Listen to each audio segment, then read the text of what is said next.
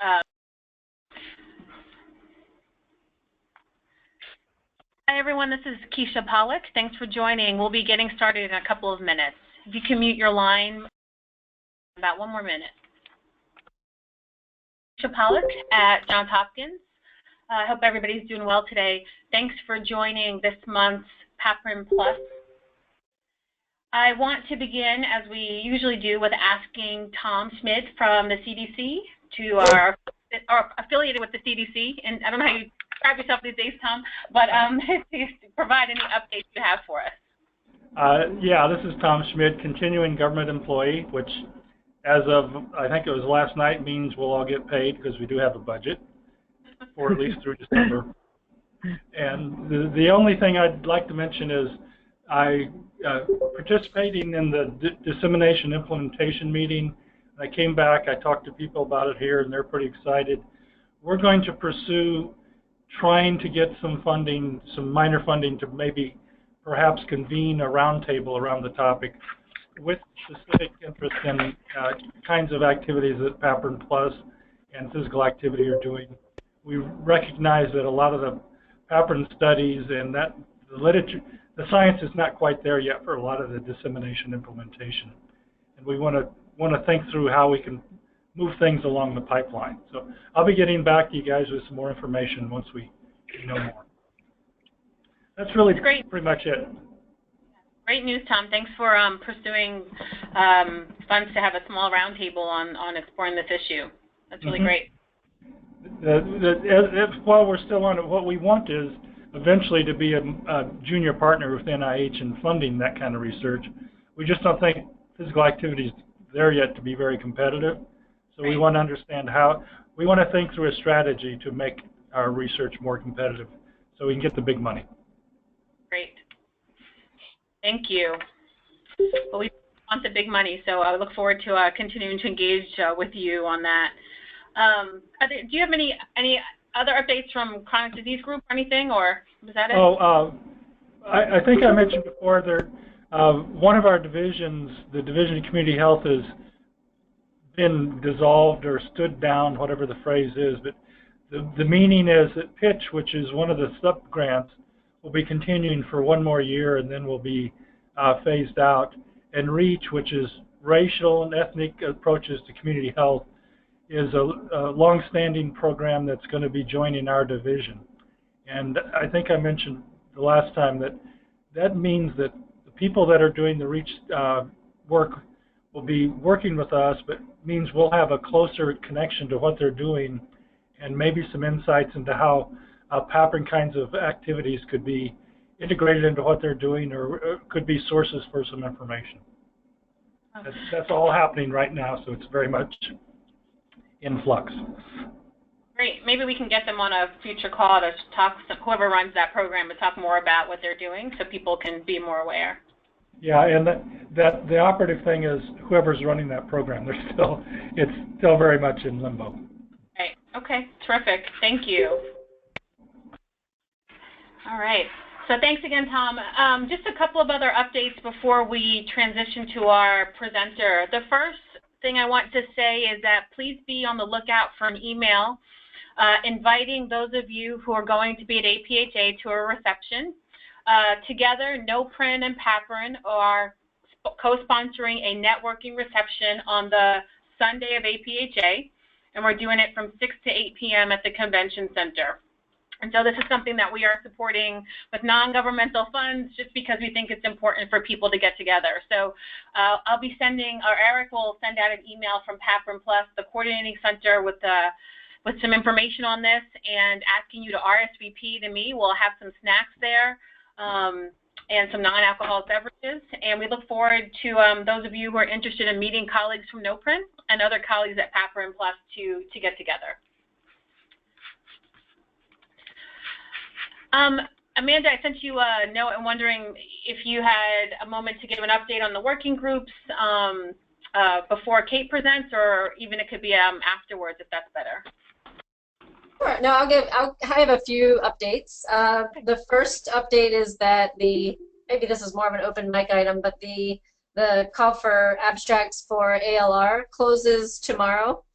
I'll get the exact time of that, when it closes, but that is for the research and practice policy abstracts. The workshop deadline has passed, but we encourage you to obviously submit your work, and we'll be discussing internally some kind of meeting at ALR, and we'll be in touch about that a bit later.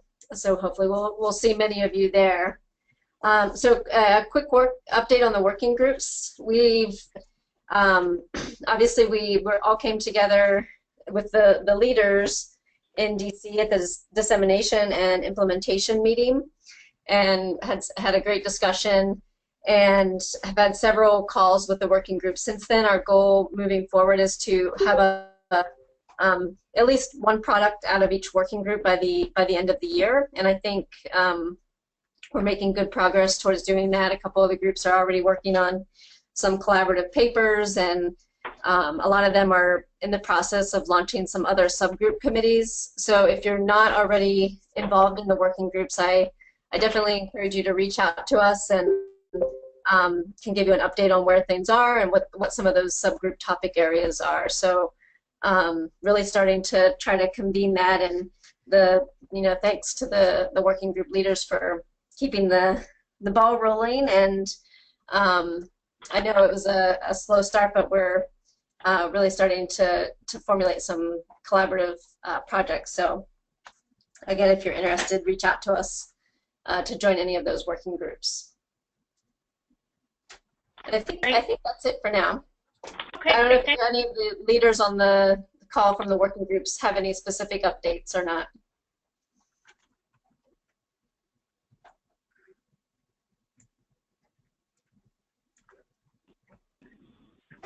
This is Jana. Hello? We can hear you. Keisha, great. Yeah, sorry. Yeah, sorry. So the older adult working group, we're excited that I think probably the most recent upcoming thing that is going to happen is we're presenting at the Gerontology Society of America in New Orleans in November. And so maybe that'll also help expand our network to try to get some more of the aging people who might be interested in walking and walkability to join PAPRN Plus. And that's in collaboration with the Complete Streets group. Awesome. Thank you, Jana, for sharing that. Great news. All right, and we'll have more time too at the end or an open mic for more updates, and we will talk a little bit more about this D&I meeting. I do want to make another plug for all of you to submit abstracts to ALR. The meeting's in Florida at the end of February. Is that right? Is the first date? I should know this. Yep, February 26th through March 1st. Great, thank you, Amanda. So if you're interested in going in that meeting, which is always a terrific one, is in Clearwater Beach, Florida, again, instead of San Diego, which might make it a little bit easier for some of you to get there. Please go ahead and submit your abstracts. So let's just go ahead and turn to our presenters, and then we'll come back to some more updates. I am just absolutely thrilled that today we have two individuals from America Walks to present to us, Kate Kraft, the Executive Director, and Kristen Henry, who's the Program Coordinator. And they're going to talk with us today about America Walks and about the sort of efforts to measure the national walking movement. So let me turn it over to Kate. Thank you, Keisha. It's really a pleasure for us to be here. We had the privilege recently of working with both PAPRN Plus and ALR to put on the dissemination and implementation meeting, and so I hope we get to do more of those kinds of things. It was great. And I'm here with my colleague, Kristen Henry, and as Keisha said, we're going to do three things in our talk, and I'm going to apologize up front for any technology glitches because I am in a building with very limited connectivity, so hopefully this is going to go okay. It just might be a little awkward with the slides since I can't see them. But we'll talk about America Walks, we'll talk about what we're doing around the country, and then we will engage you in a conversation about measuring the walking movement.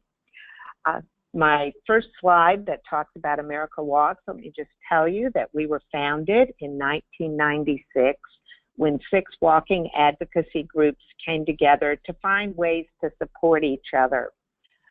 Then being a pedestrian advocate was pretty lonely work and pretty much non-existent in most places. Walking, unlike biking, which has had decades of industry support to cultivate a walking movement, walkers actually don't consider themselves part of a movement. One walks, it seems natural, it seems a part of everyone's life, and it's taken quite a bit for people to realize that in order to create safe walkable places, it requires a certain kind of advocacy. So in 1996, these 6 lone voices came together and said they created this platform for local walking advocates to speak with each other and to sort of support each other. Currently, fast forward, we currently count around 700 local and state organizations as part of the walking movement. We act as a voice for them, and we provide leadership for the national walking. I think the next slide is, if you go to our local activity, the primary focus of our work is really supporting, educating, and developing local walking organizations and networks. We provide a lot of online training and webinars. We conduct a walking college that includes an intensive online training and mentorship program for selected fellows. We develop and distribute resources, toolkits, and sort of self-help focused material for local walking advocates. We also maintain a peer-to-peer America Walks forum for walking professionals to post questions, share good ideas, look for new solutions. In a way, it works a little bit like an early warning system so that we can kind of see what are the new issues emerging with the walking advocacy world. We also award 10 to 15 micro grants each year. These are small, sort of $1,500 to $2,500 awards to local organizations to support local walking efforts and trying to build up the local walking group. I would say our signature event is the National Walking Summit. I believe a little bit later on we have a slide on this, but got the 3rd one in 2017, and this is really an opportunity for walking advocates and champions to come together and share successes, learn about new research and technology, and to continue to develop a collective voice. This year, or next year, we're going to be in St. Paul, Minnesota in September of 2017. The theme is Vital and Vibrant Communities, the Power of Walkability. And just to give a shameless plug, our call for proposals is currently out. And when you see the slide, I'll give you where you can. If many of you. Oh, Kate, we lost you. Breaking up a bit.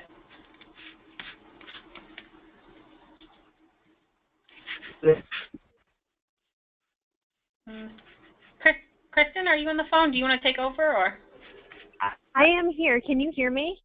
We can hear you. We lost Kate. I think she's getting bad signal where she's at. Yeah, it sounds like it. There you are. Oh. Yeah, we lost you, Kate, when you started talking about the summit. Yeah, if you want to repeat what you said about the summit, we lost you.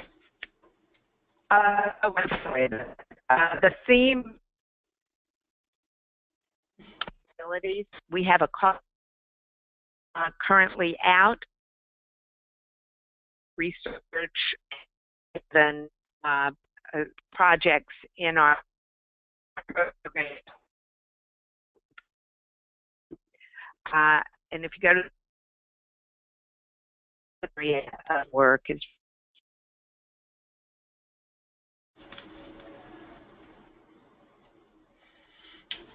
Okay. Feels like we lost Kate again. So yeah, Kristen, I don't know if you want to jump in and talk a little bit about the summit and then take over until we get Kate back, maybe? Yeah, absolutely. You can hear me okay? Yep, we hear you great. Thanks. Okay, perfect. So as Kate was saying about the summit, the theme is Vital and Vibrant Communities, the Power of Walkability. Towards the end of this presentation, I've got a quick slide that tells you where you can go to submit any proposals that you might want to submit. But quickly, it's just walkingsummit.org. So all the information is on there if you're interested in finding out more about the summit. But that's kind of our big thing that we're working on, and we're kind of pushing towards that right now. And I can kind of continue on with the conversation here if Kate's struggling a little bit. What slide do you have up in front of you right now? Can you hear? We have the implementing the call to action slide. Kate, now we can hear you. Cool. Yeah.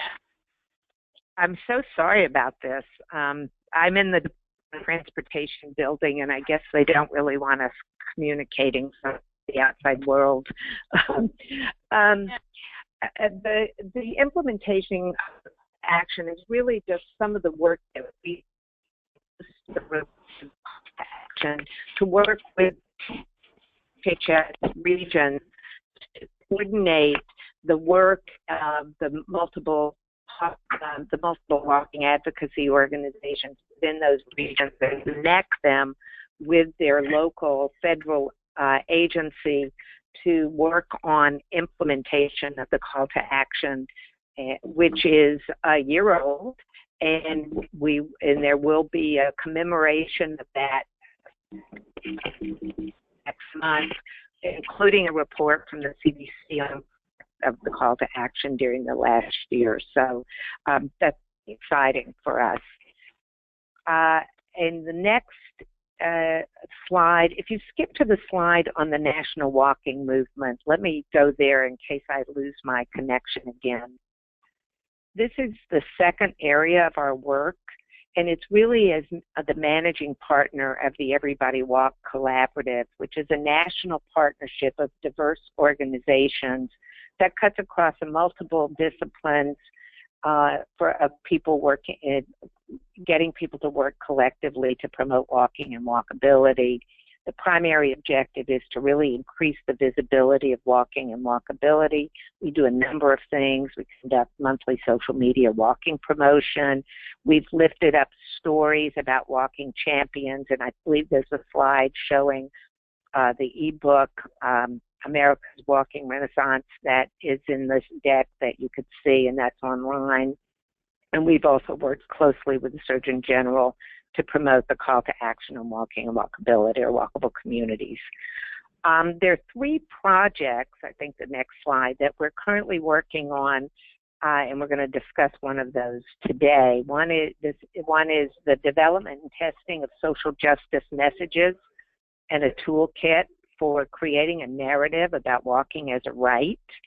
That has been beta tested and is online and is being currently picked up by many of our walking advocates on, how to talk about walking as a right. They're conducting research on gentrification and the mitigation of displacement and what walking advocates can do about it, or what they need to know in doing this work. And that's a long conversation that we could have. It's exciting and interesting work, but really hard work. And then the third project is developing walking movement indicators. This is really developed as part of a larger picture of measurement where we've been working with the National Physical Activity Plan on their walking report card, which is under development. We've connected with the YMCA and Safe Routes to School National Partnership, who developed the state policy report card on walking and walkability. These indicators are being looked at as part of the movement aspect of walking, to look at the demand, if you will. And with that, I will turn it to my colleague, Kristen, who's going to walk through what we've done so far with walking movement indicators, and hopefully we'll have a little time for a discussion. Kristen? Thanks, Kate, and thank you so much for having us on this call today. I really appreciate the opportunity to get this in front of a new set of eyes. So just as a little bit of information before I ask you to put your thinking caps on and walk through some of this stuff with me, but this project, it really aims to create a list of indicators that can be used to measure the walking movement. And I'll explain to you a little bit about how we define that in a moment. But we want to look at it as it exists now, as it grows, as it changes, And from these indicators, we're going to collect baseline data and present a report on what we're calling the state of the walking movement. And these indicators were created with the thought that we'll be able to use this in future coordinated actions, and we'll revisit this over time and see how things are changing. And so this began with the recruitment of a work group through the Everybody Walk Collaborative that Kate mentioned just a little while ago. And this group of professionals came together with us to kind of share ideas around how to define the walking movement and how to measure it. Because the movement itself was a little bit unique and hadn't really been defined in a way that we found useful. So this first slide that I have for you is entitled Social. So we started out by looking at definitions of a social movement. So things like Mothers Against Drunk Driving and, you know, a movement to change tobacco laws. So all these different things we looked at and how they were defined and how they were unique and what aspects of them were important to making it a movement. And we determined whether or not walking fit into that definition and what made the walking movement unique.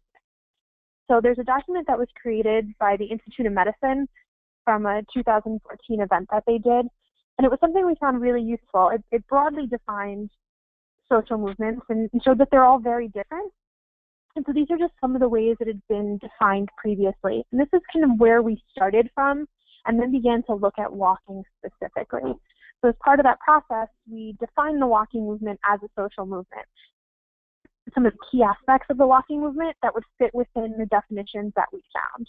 And so on the next slide, you'll see how we define the walking movement and a little bit more about what those key things are. So there's indicators of this movement at all levels. So from individual to societal, organizational, there are indicators of walking and the walking movement. And for example, organizations like Girl Track, they uniquely empower women in a specific community to take back their neighborhoods, streets, and people are organizing at the community level for that change.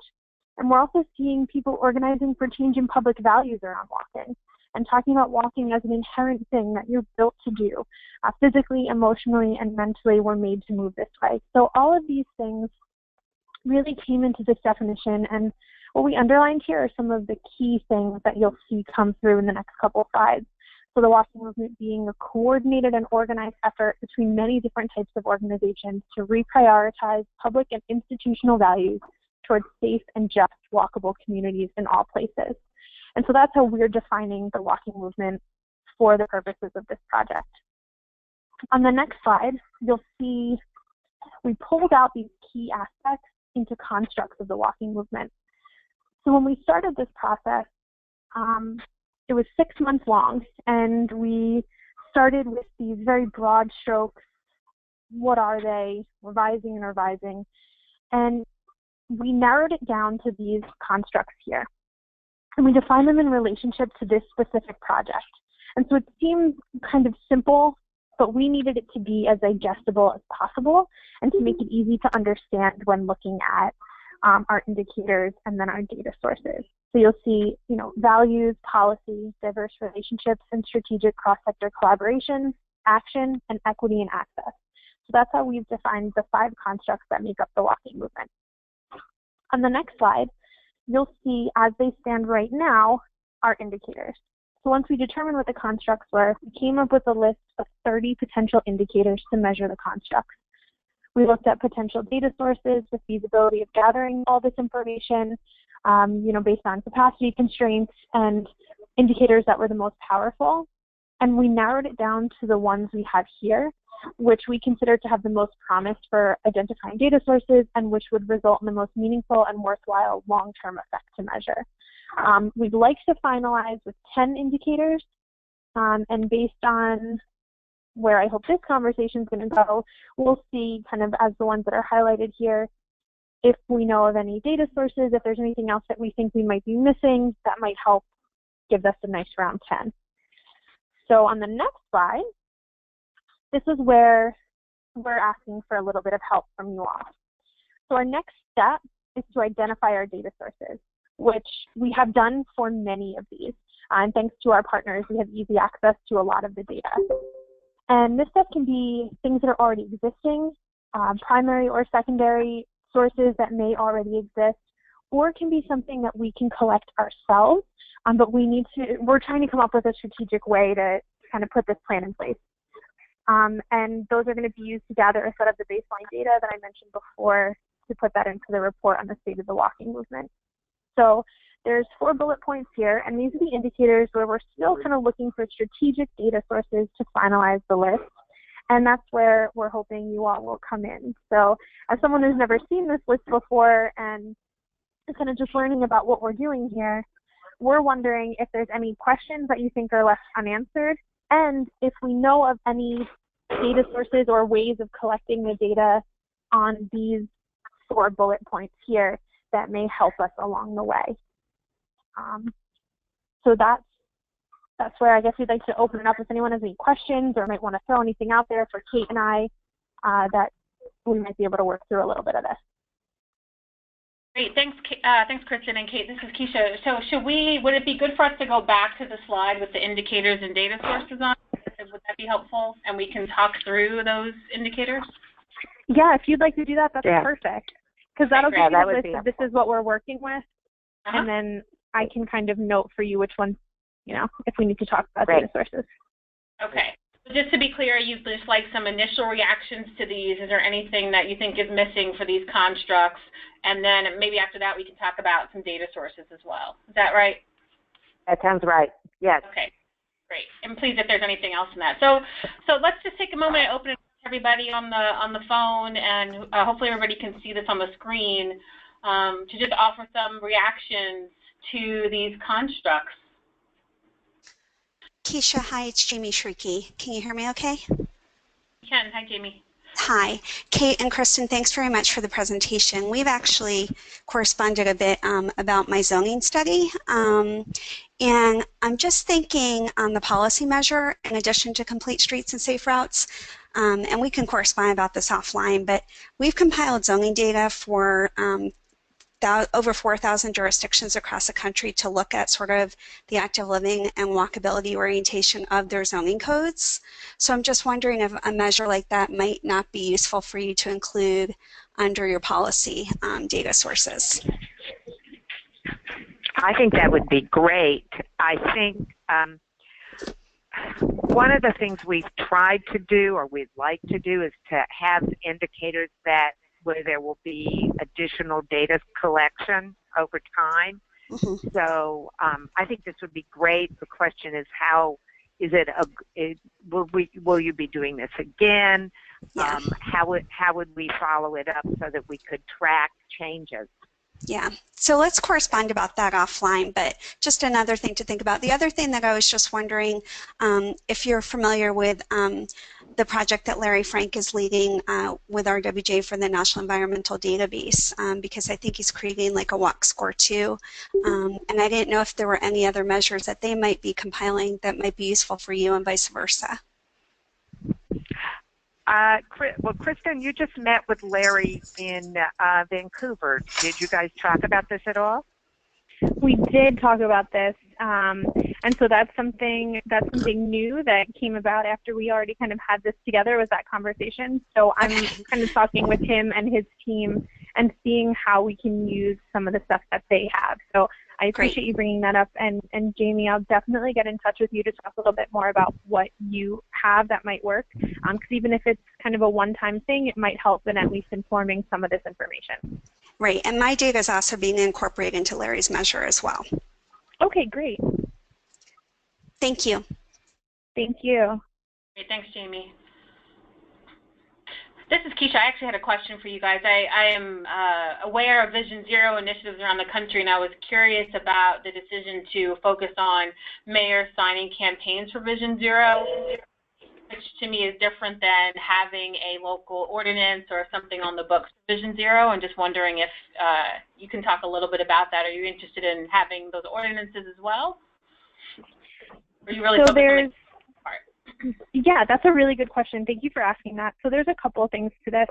One of the ways we're thinking about it is it's a change in their thought process that's leading them to implement an action. So that means that something is changing to encourage more mayors to sign this campaign.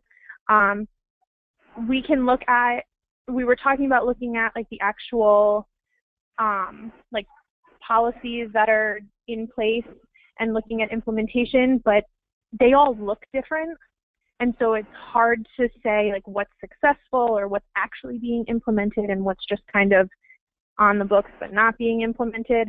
So we thought if we took a step back and looked at mayors signing the campaigns, we can look at where it's starting. And then when we go back to this in future iterations of watching the data change, we may need to change that.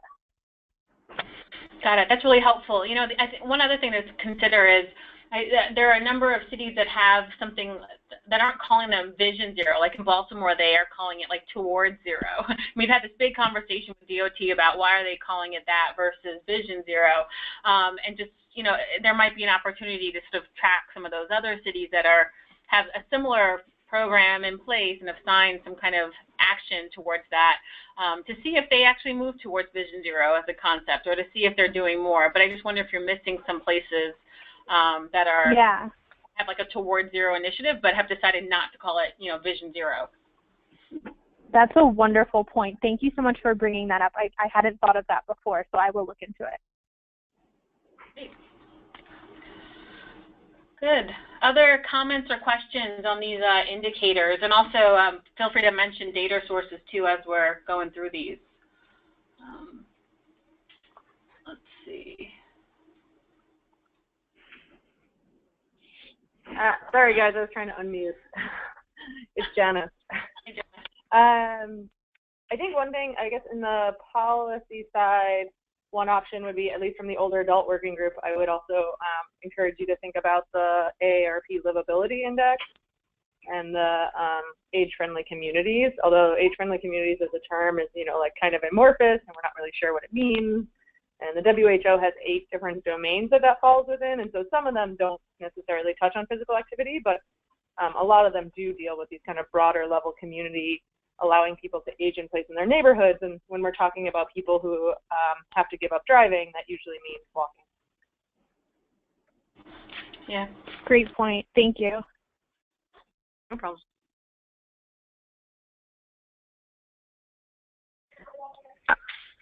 Keisha, this is Kate. While we're waiting for people to think about this, and absolutely, we are open to hearing more all the time. But one thing that we're doing, this is a plug. One thing we're doing is putting together a research and evaluation advisory team, a group to help us sort of review a whole host of research and evaluation issues that we're working on. So if anyone in PAPRN Plus would be interested in helping us with that, please let us know, because we're this is something we want to launch at the beginning of 2017. So, oh, great. Yeah, let us know. Great. Are you feel free to send me a write-up that we can send out to the network, but can you say anything about sort of what the level of commitment is on that, or are you not ready to describe that part of this yet? Well, I can tell you some things that are in our thinking, but I can't guarantee you it's going to be the final version. But yeah, I mean, I don't, like maybe a couple of phone calls a year to just kind of think with us strategically about what we're doing around our evaluation and research efforts. And most of what we do is much more evaluation than actual research. But the other part would be to help us review things, like, you know, maybe help us review our evaluation surveys, or like looking and helping us with the indicators. And that would send you something or get on the phone with you kind of on an as-needed basis. So it's recognizing that everyone has a full plate, and we would be asking for them to volunteer this assistance. We would try to keep the demands as minimal as possible. Great. Thank you, Kate. We'll definitely get something out to the network, too, to ask them to reach out to you guys if they're interested in serving on that role. And Kristen, is there anything you would want to add to that? Because Kristen's our primary evaluation research person, so you would have a better sense. Yeah. So what I think we need some help with is really having someone who's outside of being kind of hands-on with a lot of this stuff to help guide us in a direction that's a little bit broader, and to ask us the question of, okay, where do we want this to go, and help us work through it. I've tried really hard to put, useful evaluations in place to start to improve some of our programs, but, at a certain point, I think I need some help from outside to help push them a little bit further. So it's definitely we're not asking for a huge lift, but, some assistance to help us maybe rethink some of the things that we're doing. Great, that's helpful, Kristen. How many people are you looking for? I think we're just looking for a small group, maybe like 4 or 5, right, Kate? Right, yeah. Great, thank you. We will definitely get that out. Thank you.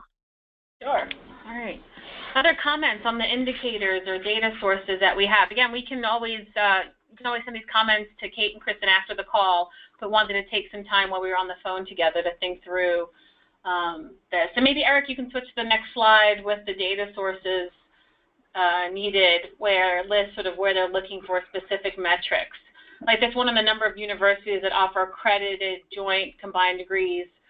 So are you asking for transportation and public health? Because you have transportation/planning/public health. Are you looking, what combination of those are you looking for? Or are you looking for all 3? All 3. So, I've looked at, the websites where these programs are accredited, and I can go through them and I can search for every state and pull them. But if there's a place that a list already exists, it would make it a lot easier. So that's kind of what we're looking for.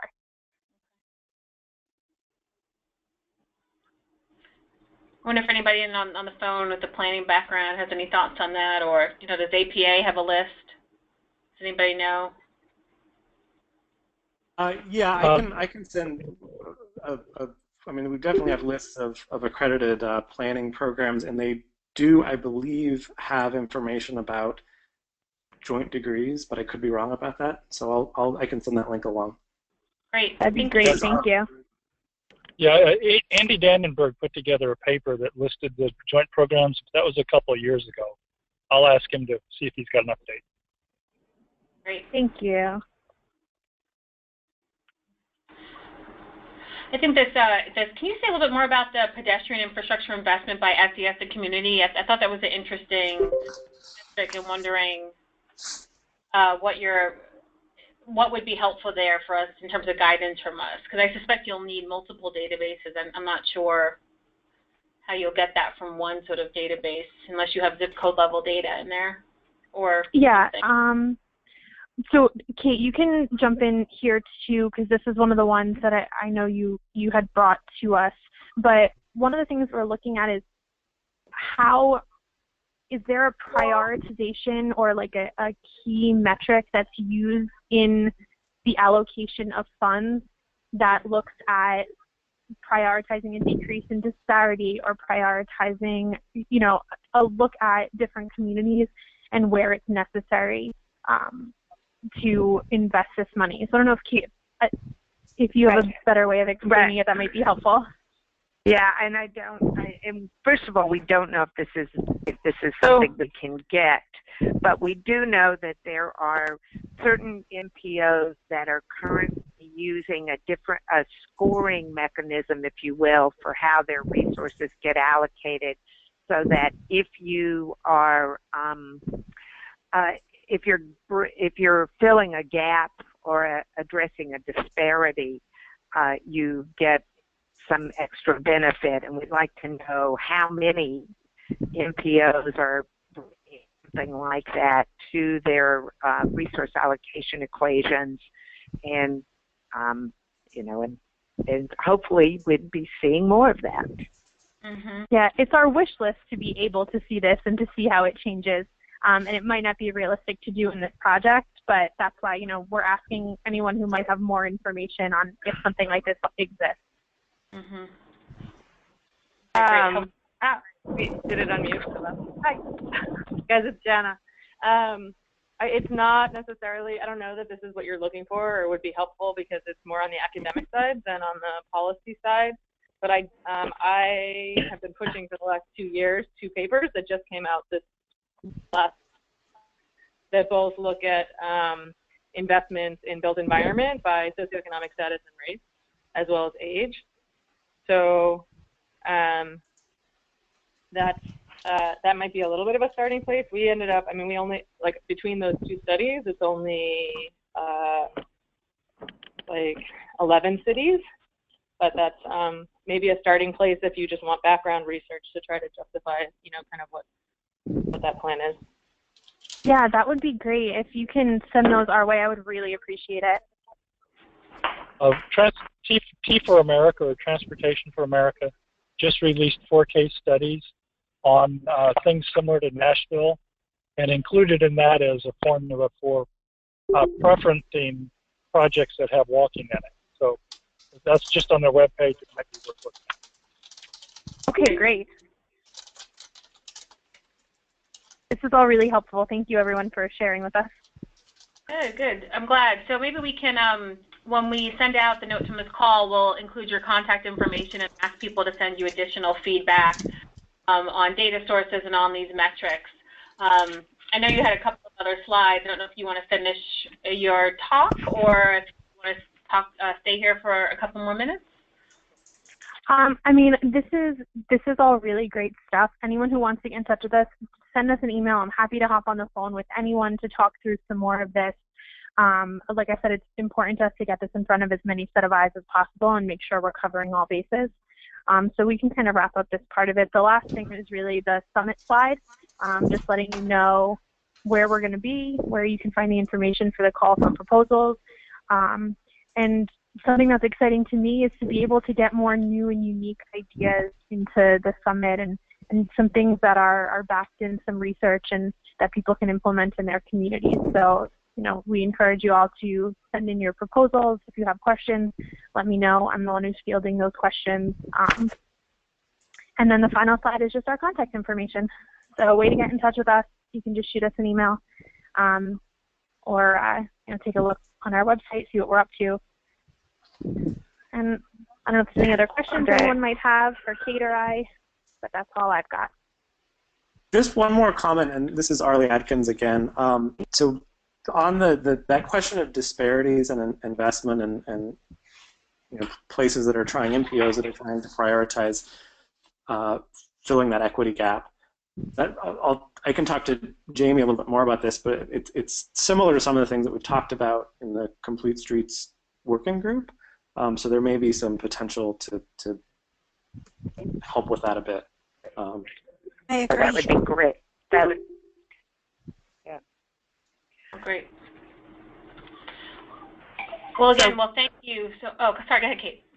I was just going to thank you for having us and for your feedback. Really appreciate it. And I'm just going to underscore what Kristen said about applying for sending in applications or calls for proposals for the Walking Summit. Last Walking Summit, 140 proposals, and not a dozen evaluation-related or research-related proposals. And we'd really like to see this summit have a bit more research and evidence-based and data-driven sessions. So this is our plug to help us with that. Kate, you broke up a little. Did you say that the last summit didn't have that many talks in sort of evaluation and research and you want more? I just want to make sure I heard. Exactly. Yes, that's exactly what he said. Yes. Thank you. All right, great. Thank you. This was terrific. Really appreciate both of you making time to present today. And again, we will get out the notes and contact information from today's talk. And I know both of you are in various places, so feel free to hang up if you have to, or we're going to just do some more updates and have Mike in our last few minutes. So thank you again. Thank you all. Great. So I wanted to just go back and use our time right now in open mic to just allow people to share anything that's going on. I have a few more updates, but I will first pause and see if anybody wants to use this time to talk about projects, make a plug for something, would like to share or get feedback on things, this is a time for us to do that.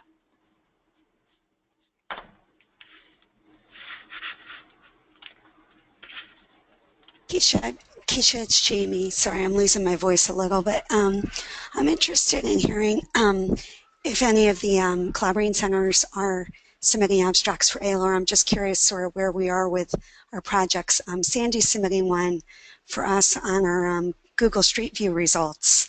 And Sandy, I don't know if you want to briefly mention sort of the highlights of what we found with our Google Street View work.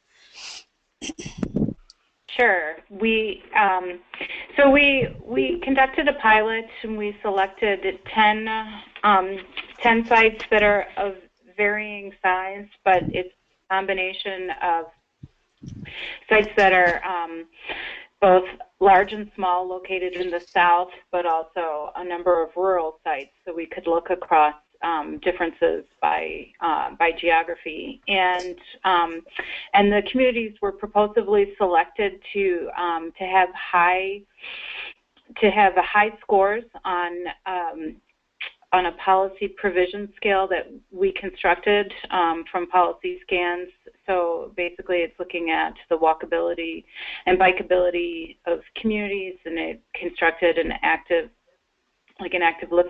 living policy scale. So the scale has a total score of 12, and on average, we selected had 11.88 score on that scale. So the majority of them had all the policies that we had targeted, and then we used Google Street View to identify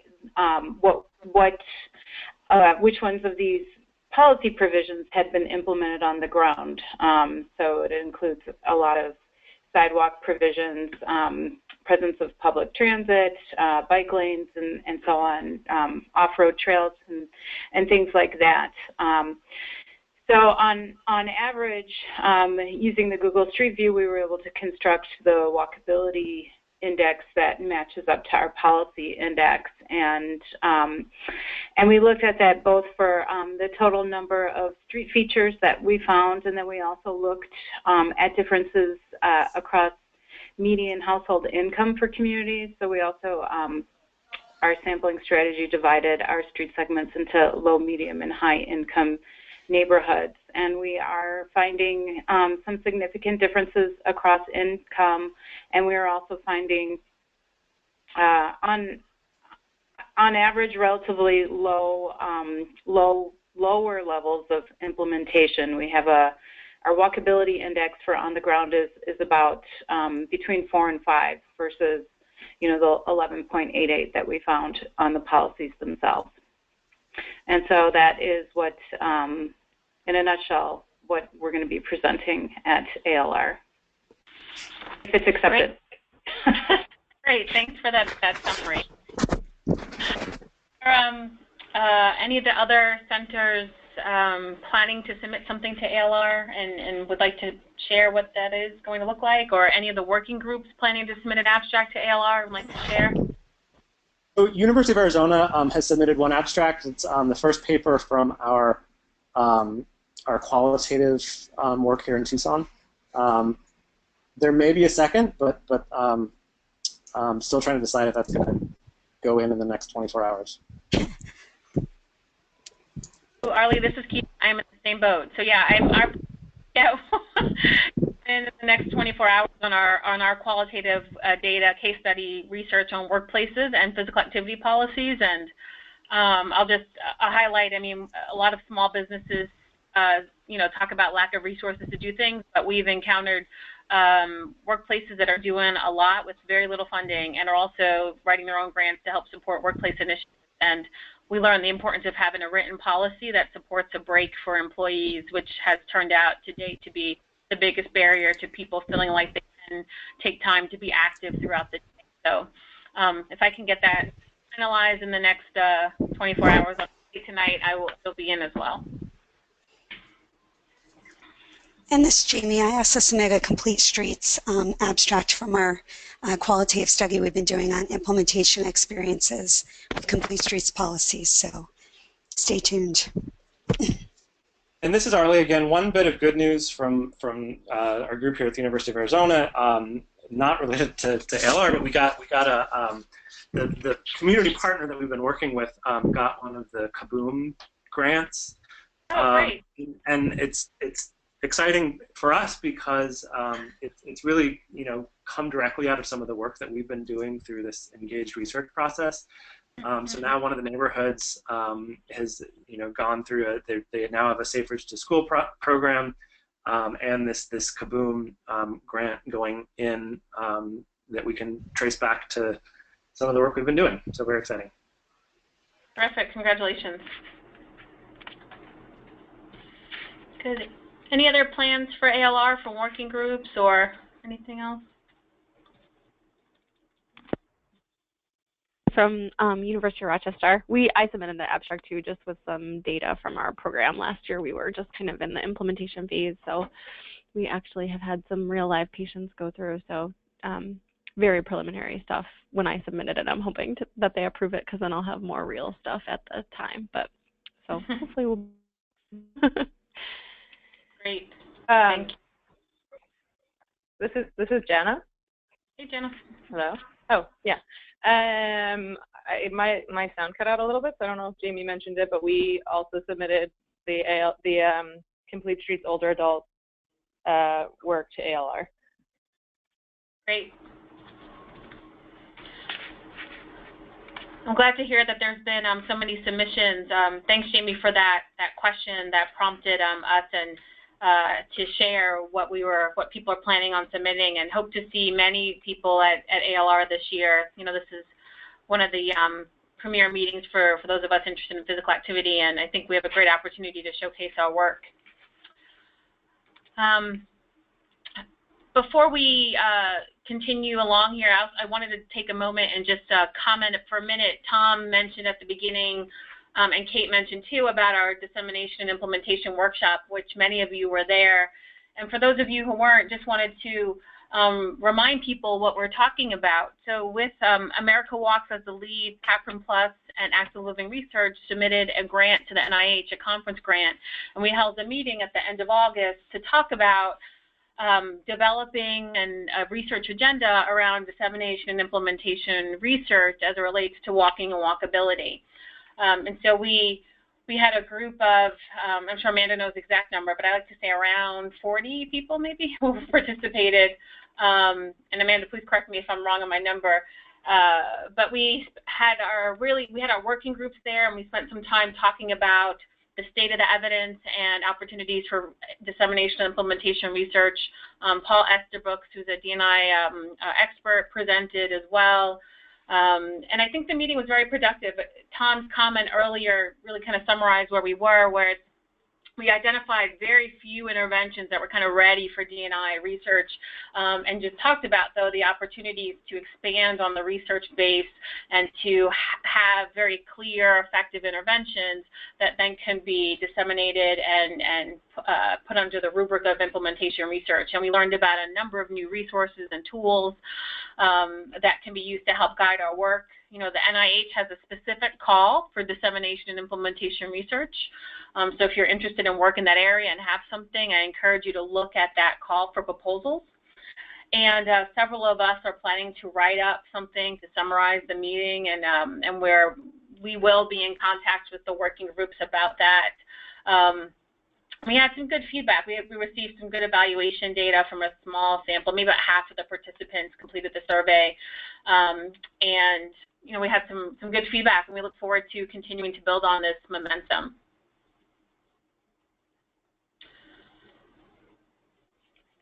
Hey, Keisha, this is Amanda. Maybe just one final thing to add.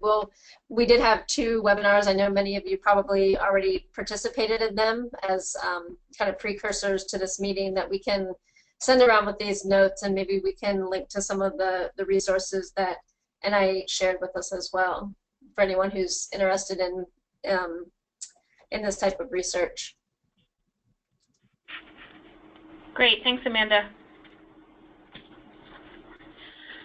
Does anybody have any other comments in our last couple of minutes on the call before I end with one final thing?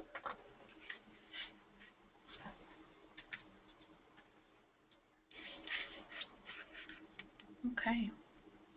All right, hearing none, I want to just thank everybody for being on the call today, and also want to say that our next call is scheduled for Thanksgiving Day, so we will move that. So please be on the lookout for a new date for that next call in November. And if you're interested in sharing work on this call, if you're looking for feedback on research, on policy, on practice, we encourage you to reach out to us and to express your willingness to have this time to engage with colleagues. So thank all of you again for your time today, and if you have any questions, please feel free to reach out to myself or Amanda or anybody else on the call, or email the general PAPRN Plus email. Thanks again, everyone. Have a great day. Thanks.